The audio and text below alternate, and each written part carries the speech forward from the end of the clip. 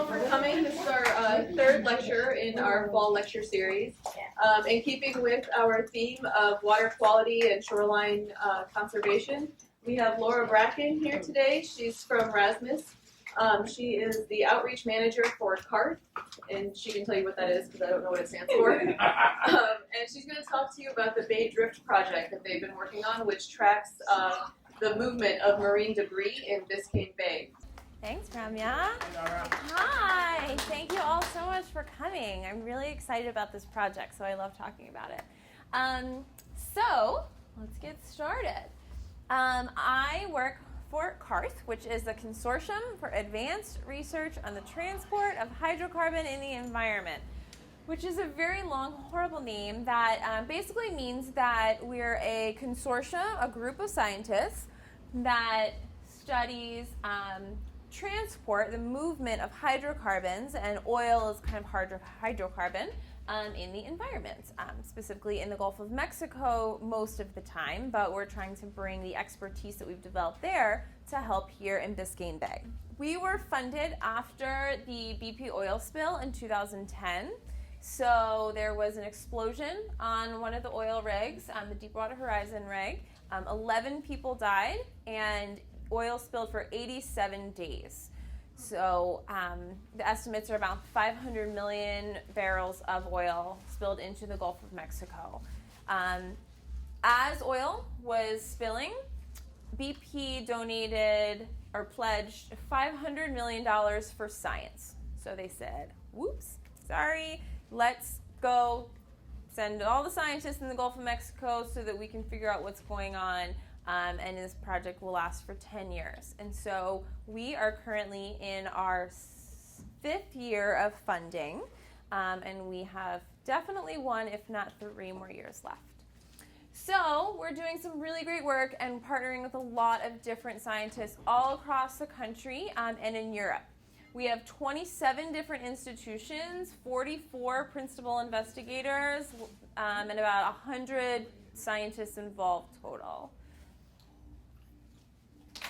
So what we're looking to do is understand how oil gets transported by ocean currents. So when there's a spill, how do we know where it's going to go, and can we predict where the oil will move? So it's a very complicated question. This is a model that some of our scientists did of oil coming up out of the plume, and you'll notice that it doesn't just shoot straight up and go to the surface where we all see it, and you see the pictures of the ducks and the birds and all that. It actually comes out at different levels as it moves up to the surface. So a lot of the oil is actually down at the bottom of the ocean still, and obviously some went up to the top as well. We're focused on this, but what you're going to hear about today is our work with the surface currents. And you'll see all of these lines of oil. How do they come into lines? Why isn't it just a big, widespread patch?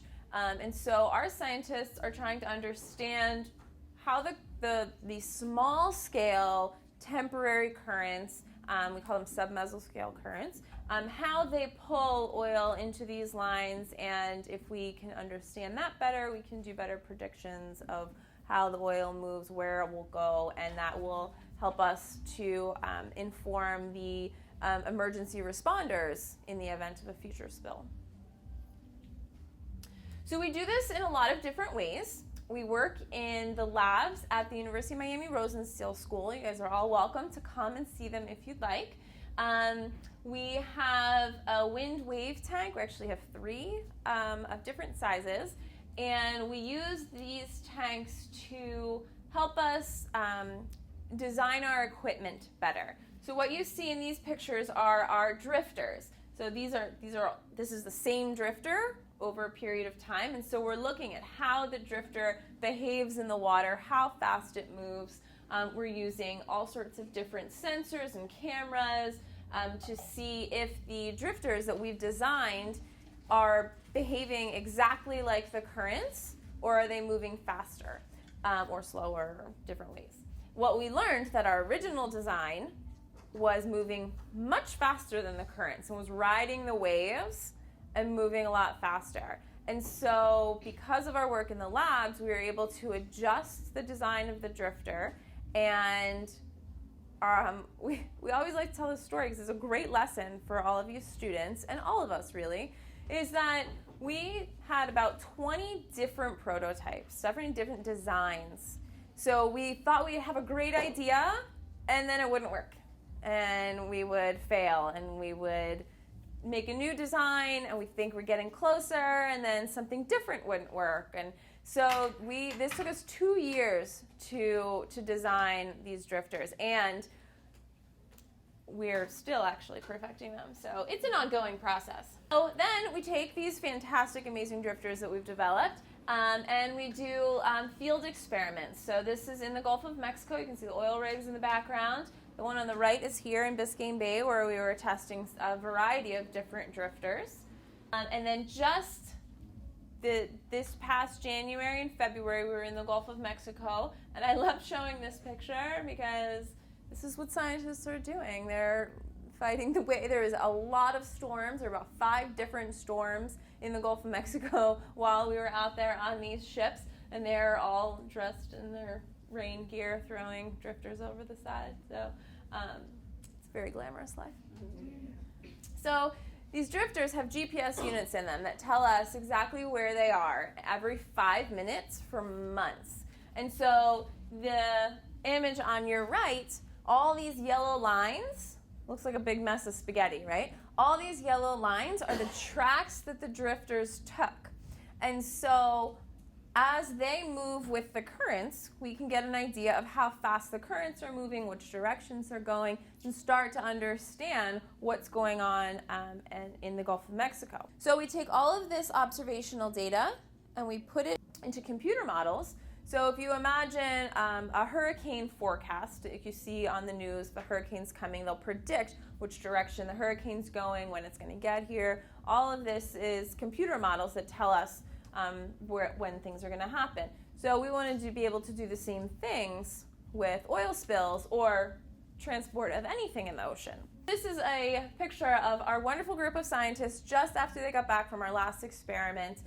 They're all exhausted and very excited, and these are some of the most brilliant ocean current minds in the world.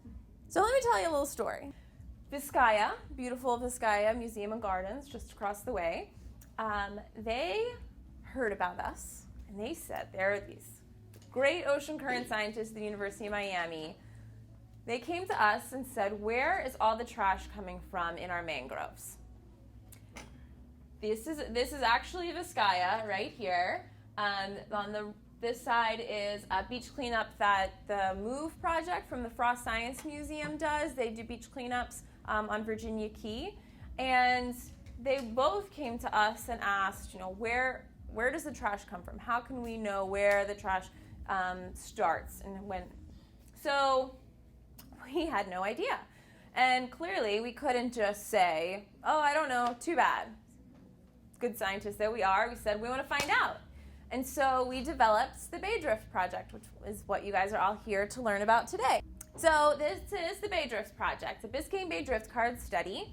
We partnered with all of these different organizations, as well as the Key Biscayne Community Foundation, Citizen Science Project, Mass Academy helped us on our first release, the Key Biscayne Presbyterian Church School, and then now we're here asking you guys to get involved in our next release as well. So we're hoping that because you live right here in Biscayne Bay, you'll want to get involved. We selected 8 sites across the bay. Key Biscayne is right here. This is the University of Miami Rosenstiel School in Bear Cut.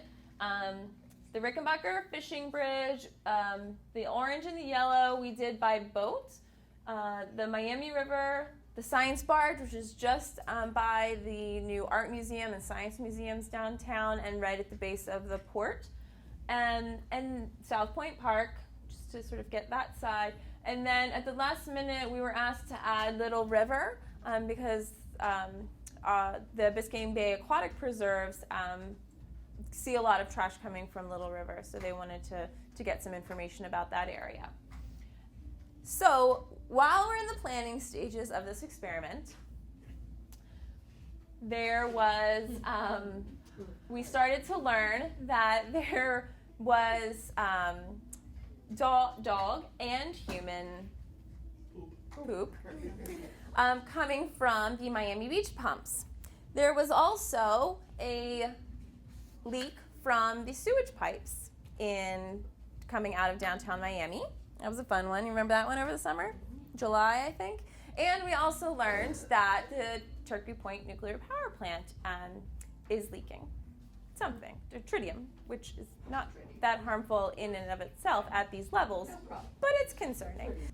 We sort of shifted our efforts from just trash to trash, oil, sewage, all of the other things that might. So the more people hear about it and talk about it, realize that this is actually a very important project, and it is directly affecting our lives here and the cleanliness of Biscayne Bay, which is a beautiful treasure that we should protect. So how do we do it? Picture a message in a bottle, okay? Where you're going to throw something into the water and it's going to drift along until someone else finds it. And that's the idea of these drift cards. So we use both our biodegradable, custom-made drifters here on the left and the drift cards that I brought with me today. And they're in English and Spanish, and they say, this is a scientific study. If you find this, please report the date, location, time, and a picture of where you found the card via Instagram, #Baydrift, or baydriftmiami@gmail.com. So if you guys find any of these in yellow or orange, yellow is for our September release, orange is for our December 9th release, please report them. To draw more attention to the cards when they're floating along in the water or washed up on the beach, and to get people more interested in the project, we did an event at Downtown Art Days on the Miami Science Barge where families got to draw on the drift cards. And they also did it at Biscayne right before our release. And it went so well that we're doing it again. So I've brought some cards for you guys to color after we finish. And we would love your help in bringing some more extra color and life and attention to these cards. That's my daughter. The cute curly hair one. Okay, so then on September 12th, from our 8 sites that I showed you earlier, we released 320 drift cards, the 15 biodegradable drifters, and we also released these plates. And they're a bit bigger. They're just like dinner plate size. They're bamboo, so they're biodegradable and compostable.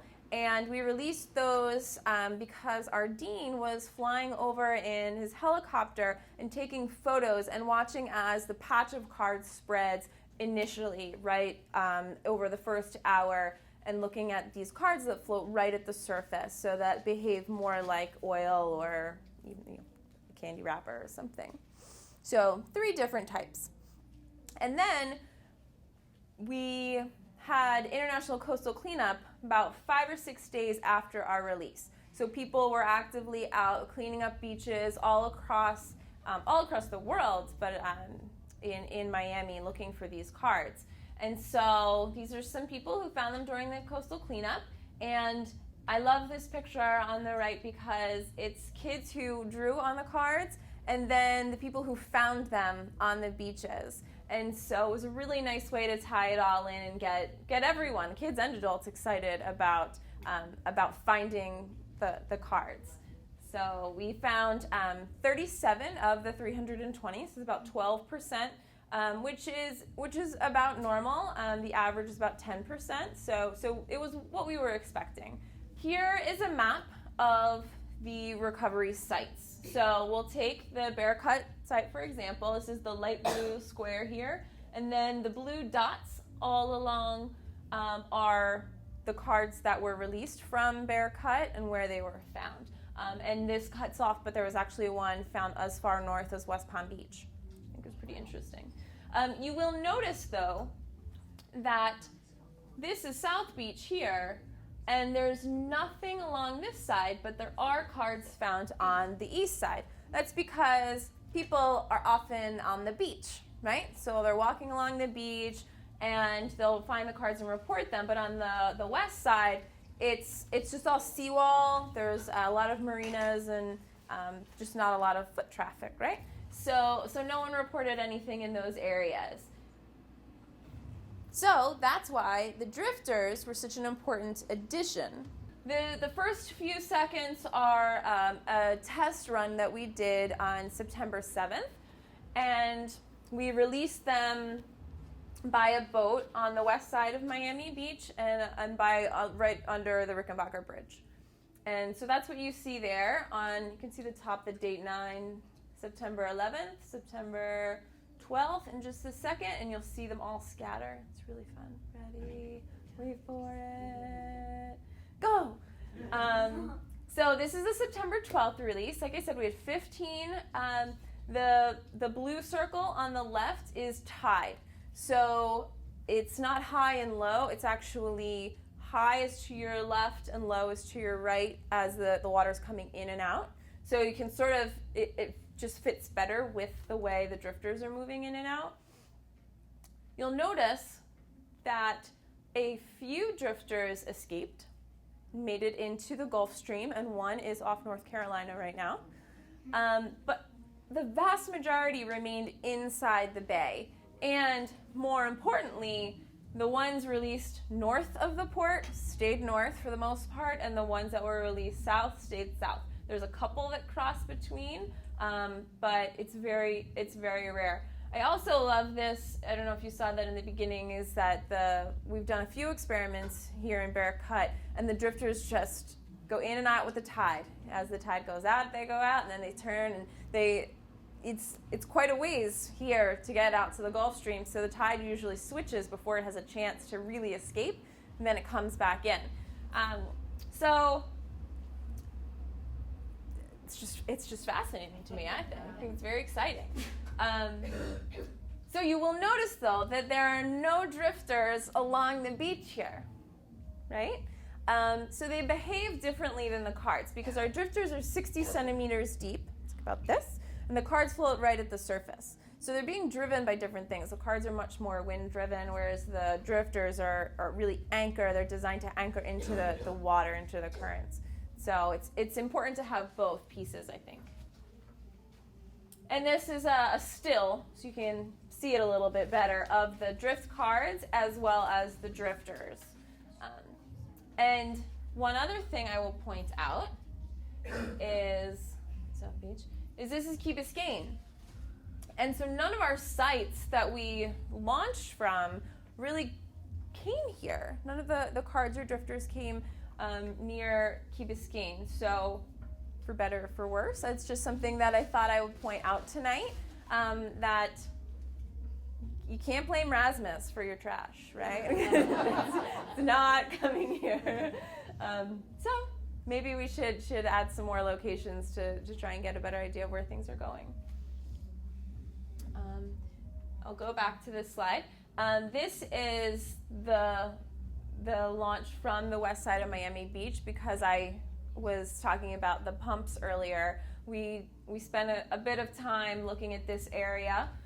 So this is about 14th Street, so there's a pump right there, and Star Island and all that, very expensive real estate.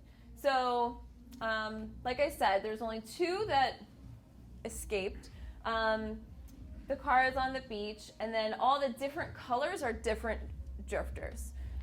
And so they just spent, this is weeks, this is about 2 weeks worth of data, and they just swirl around that area, and there's not much leaving. So I think that's important that we understand that what we put into the bay is going to stay there. Can I ask a quick question? Yeah, please. Technically, you're only supposed to get the start and the end point. A lot of those trajectories have a lot of detail. How did that get in there? So these lines are the drifters. So the GPS equipped drifters, we get I'm sorry, I should have explained that the drifters a little bit better. So the drifters are reporting every 5 minutes, and we had enough battery for about 3 months. So the animation I'm showing you was from September 7th to September 26th. There are only a few that are still reporting. Like I said, the one off North Carolina, most of them got caught in marinas or up in mangroves. We recovered a few. They're no longer transmitting, so we don't know where they are. There's at least one, maybe two, that ended up in a landfill in Central Florida. So someone found it and said, oh, what is this weird thing, and just threw it in the trash, but it was still transmitting. And so you could see it ride up the turnpike and then go into the landfill. Oh, we're like, give it back. So usually it's okay if we lose them. They are biodegradable, but if we can get them back and use them again for our next release, bonus. So if you see one of these out there, let us know. Yes? Can you reactivate the drifters? Sure, yeah, definitely. So yeah, if we get it back, we can put in some new batteries, fix anything that might have issues with it, and send it back out. So there was actually one that was just north of this, the little river drifter, got caught up in some mangroves within the first day or two. And so we had the staff from Biscayne Bay Aquatic Preserves go out and find it. We gave them the GPS coordinates, and they went out and looked for it and found it and re-released it. And then it washed ashore a couple days later, and then we just took it back, and we'll use it for now. He was not interested, and so we'll use it again in another one. Yeah. I was wondering, what kind of studies did Miami Beach do to put the pumps there? Since you are just now studying what happens with the sewer, they didn't do any studies. No, they have. I don't want to say they haven't. They have, and I know the two women that I'm working with are Rosenstiel School alums, who I know well, and so we're actually working closely with them and providing all our data so that they can see where it's going. But they have scientists that are working on this as well. And so I don't know specifically what they're looking at or what they're doing, but they said that they're interested in collaborating with us, but we haven't gotten to that point yet because it's still a relatively new project. But yeah, they're doing But before, when they installed them, they just put them there with no studies? Does anyone else want to answer that question? To be honest, I don't know. I don't know what pre-planning went in. I mean, it's working, right? They didn't have the flooding that they usually do, so that's good. And they're just pumping out the seawater that's in the streets into the bay, so if their streets were clean, it would be fine. It's about 95% biodegradable. So the batteries and the GPS itself, it's just the board. It's not like a whole big plastic thing that you would buy from a store. Do you have any record of what the winds were during that period? We do, and it's funny you say that. So my animation had winds only, and then I asked him, our scientist Ed Ryan, who I don't know if anyone knows, and he took out the winds and added the tide. And so I just didn't have time enough to ask him to put both back in, or maybe he can't put both back in. But You mean just a display of the arrow of the wind? Yep, no, we absolutely had it in our previous animation, which should still be on our Vimeo page, which is vimeo.com/Karth. And all these animations are on the Vimeo page on our website. So you can what look. The average wind was over the period, because if there's an onshore wind, which is typical, it would have a major effect on preventing the drifters. For sure, absolutely, and you can sort of see that to an extent. I mean, it's definitely more tide driven, but the wind was definitely playing a role. These are pretty good at. They're very low to the surface. The drifters are very low to the surface and designed specifically to follow currents. So they're not super wind driven, but clearly wind has an effect. On the cards, much more so. Well, I mean, the upper layer of the water would be moving somewhat with the wind. Yes, for sure. So. Yep. When you set the cards out in the ocean, Uh-huh. since only 12% of the people Of the cards got found? get found, whatever happens to the other 88, like do animals eat them or something like that? So this is them. They're just plywood, untreated plywood with a non-toxic paint. So we assume about within a week or two, they get saturated with water and sink and then just slowly degrade. So by this point, they're probably gone for the most part. I don't know if anyone else is a plywood expert in the room, but they shouldn't last too long, and then they'll just break down. Yeah. So that's why we use these instead. I don't know, 20, 30 years ago, they would do these experiments with plastic carts. And clearly we don't want to do that. And so we're making an effort to make sure that everything that we're putting in is degradable. Have you guys ever thought of using solar panels? I love this question because yes, we have, and it's a really great idea. We're still not to that point with solar panels, and there are a lot of issues with it. So we put our drifters out for 3 to 6 months in our large scale experiments, and there's a lot of storms if they get flipped over, so they might not get enough sun, and then the data is not reliable because it's intermittent, and so and they're heavy because you have to have a lot of batteries, and so then you have to design a whole new drifter that will be able to be strong enough to hold it. And so for our research, it doesn't work, but I think it's where we're going, hopefully eventually, but not quite ready yet. Mm-hmm. What if you laminate the curves, put plastic around them?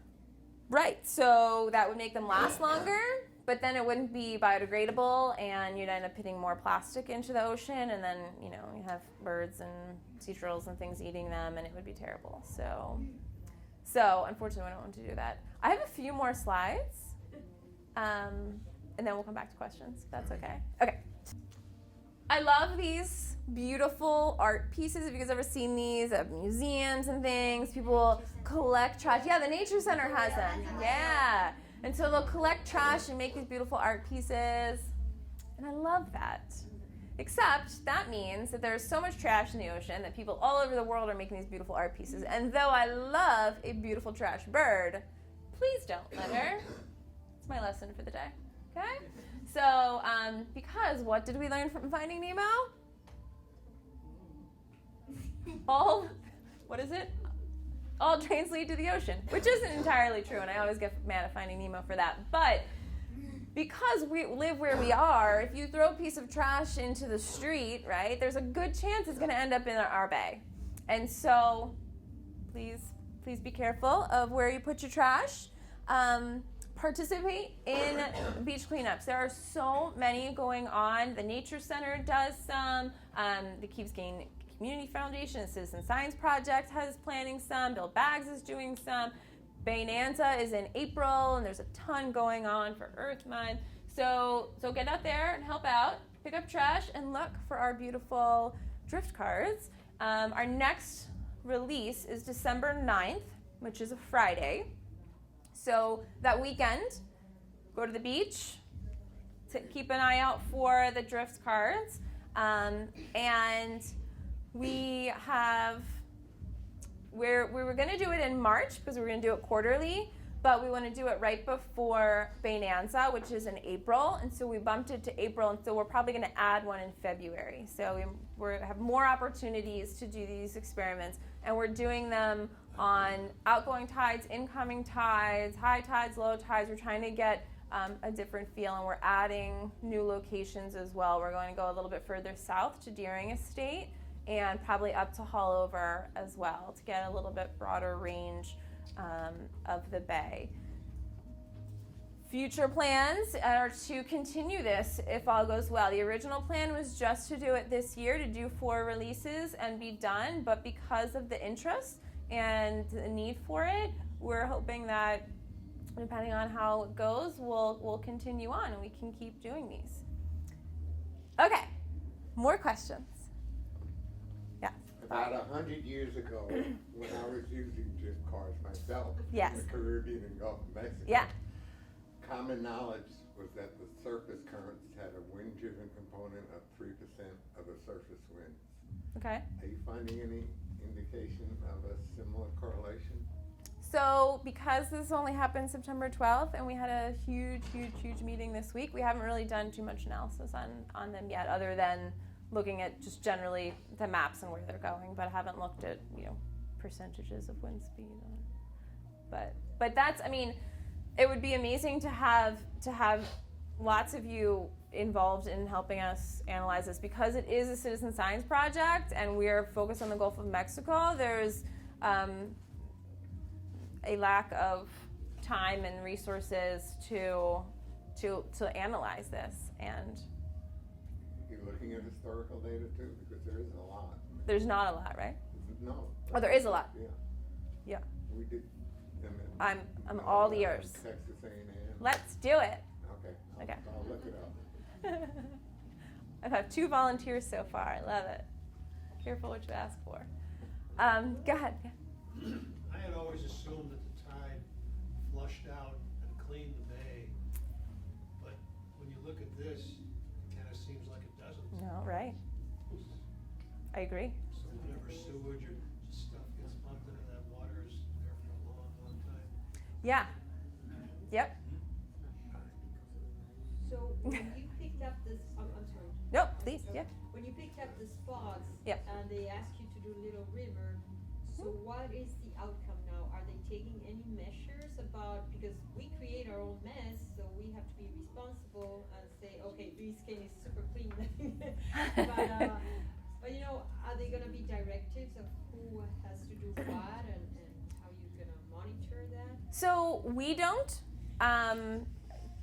Karth is going to play the role of scientist and collect this data, share it publicly, and give it to groups that we think may be able to use it.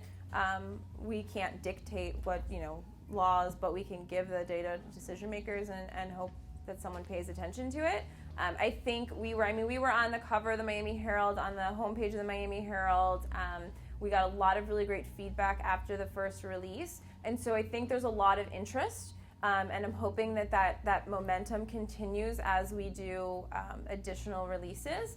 We can't really say anything definitive just now because it was just one release on one title cycle, and so if you release something from South Point Park at a really strong outgoing tide and it gets shot out into the Gulf Stream, then it goes away. But as you can see, we were doing an incoming tide and everything went straight in, or vice versa. But so it's, we still need to show all of the different options before we can put together a whole picture. And then if we start seeing patterns of this area is clearly the source of trash, then yeah, you can say, hey, let's figure out what's going on in this area, why there's so much debris coming from it, and that's the ultimate goal, is to mitigate some of these issues.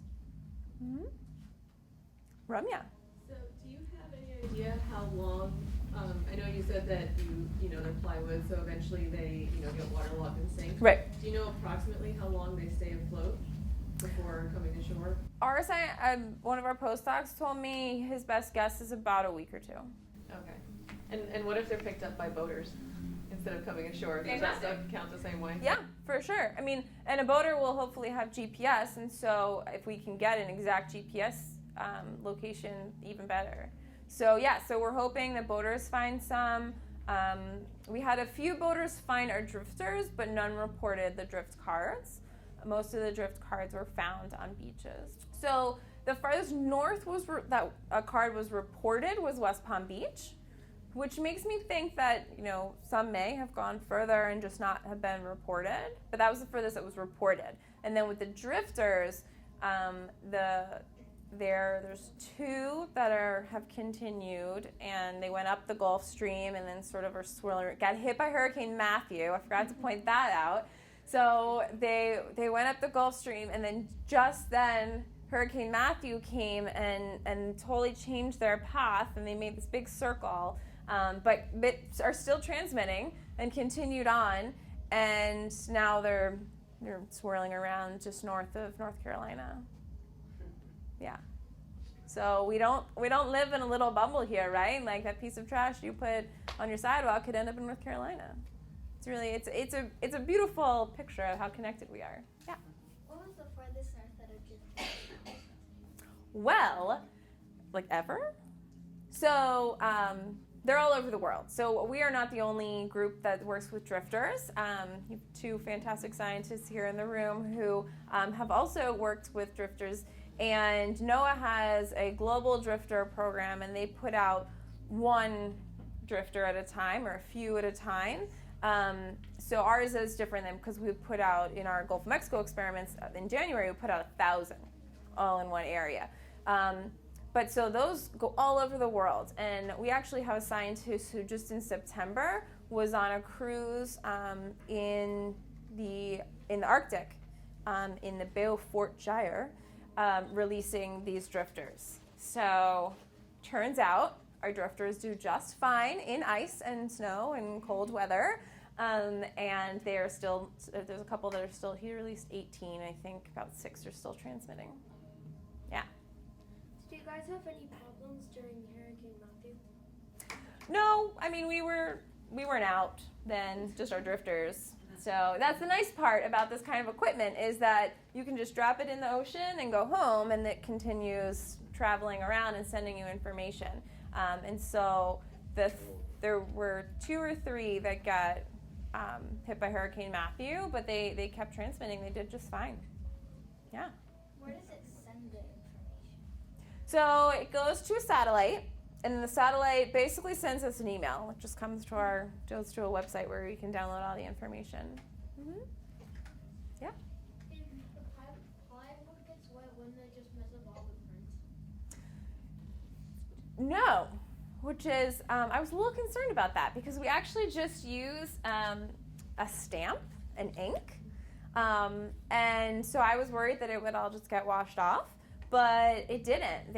All the ones that were recovered had enough information that people read the text and reported it. I suppose the ones that did get washed off would never be reported because they wouldn't have information on them.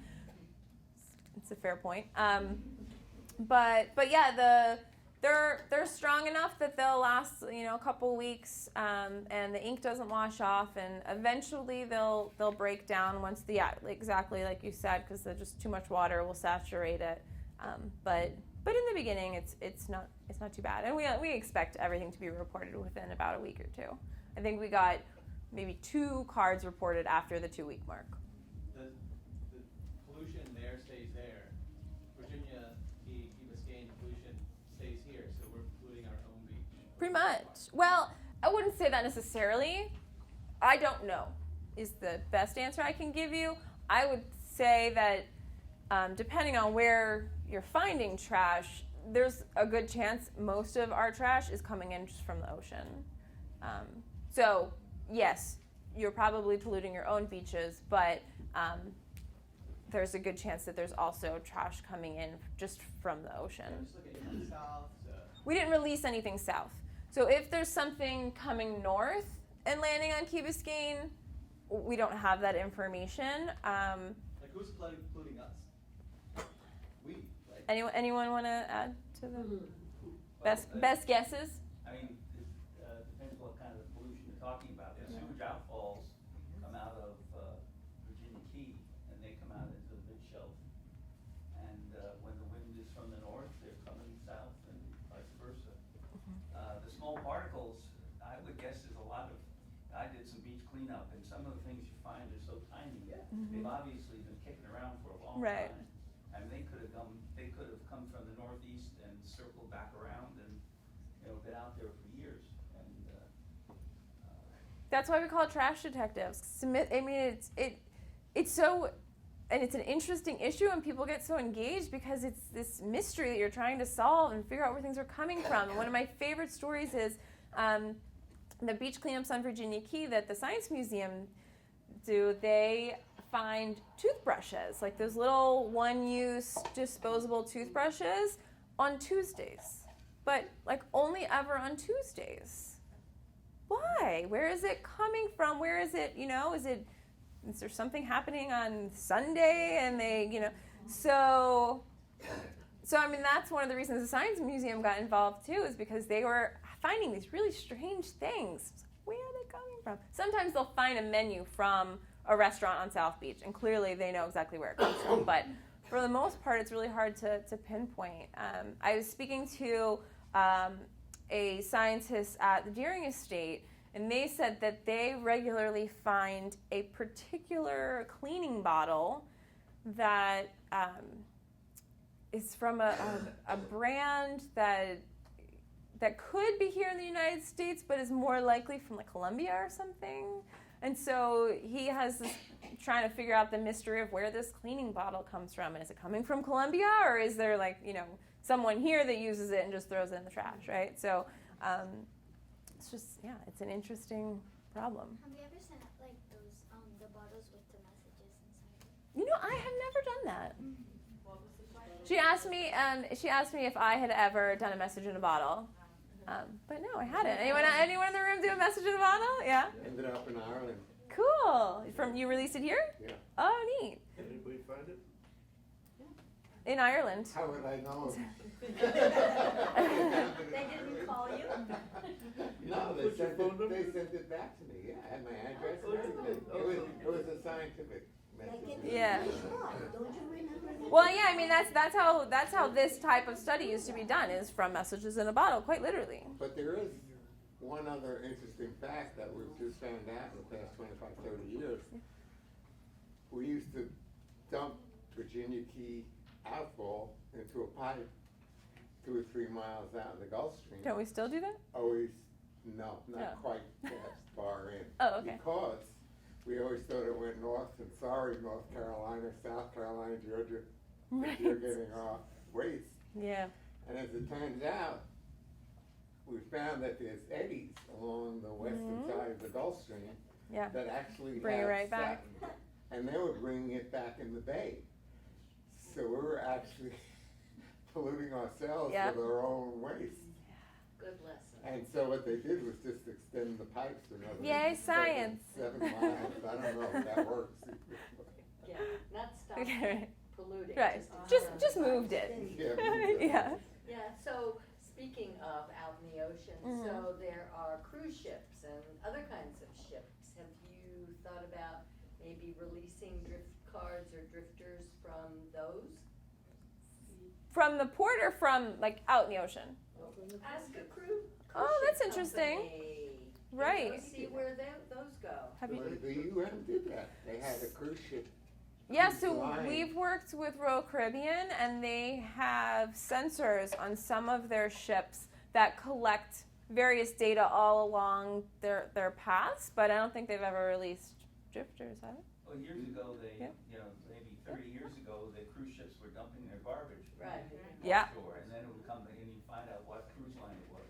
But I think that's long stopped. Yeah, I think that. But it would be interesting to see, maybe where. Yeah, I know the NOAA's Global Drifter Program partners with fishing, like commercial fishing ships, to release drifters further out, in the ocean. But I don't know if cruise ships. I mean, I don't know if they still do. I guess. Yeah, whatever they can get. Yeah, that's a good idea. Once you get the research, what do you do with it? It's a great question. I made some pretty maps.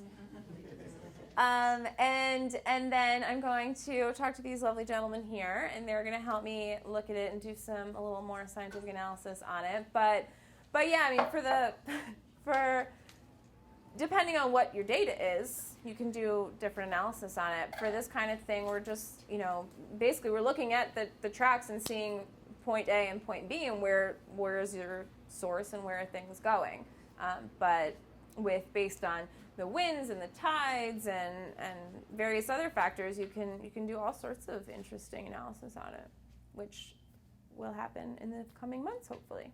So you can see the picture. This is when she drew it, and then this is when it was found, maybe a few days or a week later. So they stay on, at least for a certain amount of time. Like I said, this is a weekend, so eventually it will come on. Cruise ships and things like that. Several years ago, and I think this is something that actually happened way before I even read about it, in the Pacific, there was a huge cargo ship that sank. It overturned and sank, and it was most of its cargo was rubber ducks. and they I tracked usually rubber- actually have those in my presentation. I Oh didn't yeah, today. no, and it worked the same way. They tracked rubber ducks all over the world. And Nike sneakers. To see. Oh yeah, the sneakers too. I Yeah, read about there's a that. Nike sneaker spill too. So, but yeah, and you both can in probably about Google this. it and find it. And, so And they then there could was see- recently Legos. What's it about the tsunami that happened? Well, there's that too. So we're finding things. There was a fantastic story about a little boy who lost like a soccer ball in the tsunami, and someone found it in California and returned it, which is kind of cool. But yeah, there was this huge rubber ducky spill, and those made it. Obviously, they circled around the Pacific, but some actually went up into the Arctic, through the Arctic, and down into the Atlantic, and took 11 years to get to like Nova Scotia or something. And then the Nike sneakers, I think for the most part, just circled around the Pacific. And then, yeah, I think it was somewhere near England. There was recently, it was either rubber duckies or like Legos or something, and started washing ashore. But yeah, there's sort of these sort of happy accidents, right? It's, no one wants a whole bunch of rubber duckies floating around the ocean, but scientists kind of take what they can get. And so because of that, you can track where they started, and then you see where they start popping up, and you can put together a picture of how the currents work.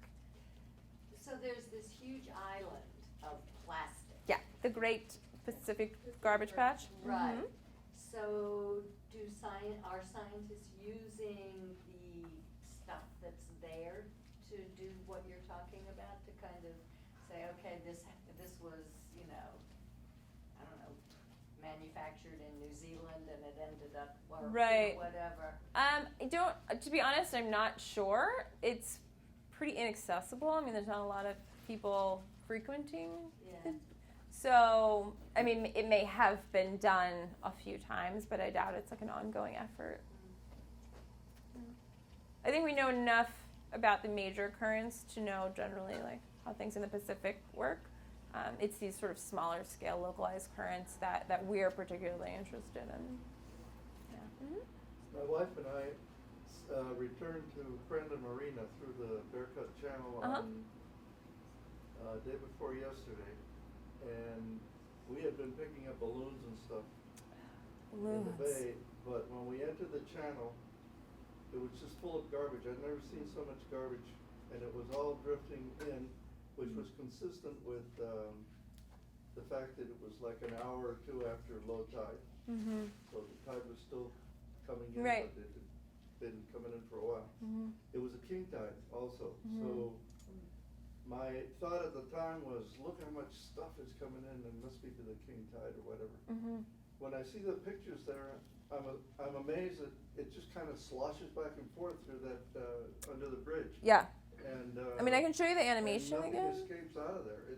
I just find it incredible. It was a mess. Yeah. Second to get back to the 12th, but yeah, we launch from here. So if you watch this area, you'll just see it. Yeah, it Like, just sloshes with the tide. It's amazing. we did an experiment last December. I don't know if any of you noticed it was going on, but there was a fuel spill exercise. So we had Coast Guard and Miami-Dade Fire Rescue and Key Biscayne Police and all these different agencies. There was 35 different agencies involved. And we did a release of drifters from the Erasmus dock as well. And a similar thing happened. They just went in and out, in and out. And then eventually they just slowly went back and forth with the tide south through the bay. Two of these sort of did something similar. One got out. Actually, this green one just got stuck there, and we picked it up. The Noah sea turtle people found it for us, which was really funny because they picked it up, took it into the building, and we like called over and was like, you guys have one of our drifters in your building right now? Can we have it back? Are those videos available online? Yeah. Mm-hmm. Where are they? It's on our website, which is carthy.org. But this is our website and the hashtag. So we've been posting pictures on Instagram and Twitter and Facebook and all that. So search the hashtag and you'll find all sorts of fun information. And then the website has a bunch of still maps that I just did screenshots of, so you could see different starting points, like the Bear Cut release where those drift cards went, and then it also has it has I think it's the most recent animation. I'll make sure of that when I get home. Yeah. Okay, who wants to paint? All right, let's do it. All right, so thank you. All right, so here you go. Get to work. I've got all sorts of different colors.